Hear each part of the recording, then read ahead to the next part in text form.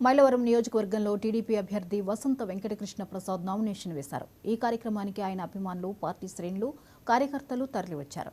టీడీపీతోనే అభివృద్ధి సాధ్యమని కృష్ణప్రసాద్ అన్నారు. తనను గెలిపించాలని అభ్యర్థించారు వసంత వెంకటకృష్ణ ప్రసాద్.